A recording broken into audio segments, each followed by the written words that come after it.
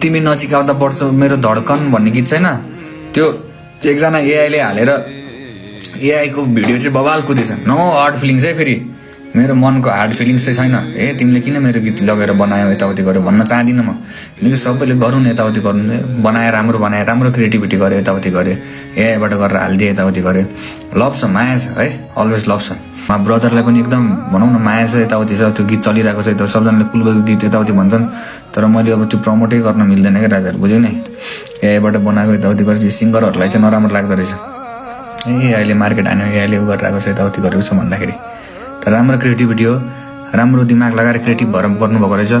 एकदम माया छ अलवेज पैसा कमाउनु होला यताउति गर्नु होला घरसर परिवार धान्नु यताउति गर्नु होला अलवेज रेस्पेक्ट छ म त्यस्तो नराम्रो मान्ने मान्छे होइन यसले बनायो म त यसलाई स्ट्राइक हानिहाल्छु यसले पैसा कमायो यार म त स्ट्राइक हान्छु भने त्यस्तो खालको मान्छे छैन है घरसर यताउति गर्नु खर्च सर्च चलाउनु लभ अलवेज लभ ब्रदर 700 हाम्रो नजिकै हो क्या 1 मिलियनवटा टिकटक बनेको छ यार 1 मिलियन प्लस टिकटक यार एउटा गीतमा 700K एउटा टिकटक बनेको छ यार नट अ जोक यार 700K यार है सबलाई माया छ लभ छ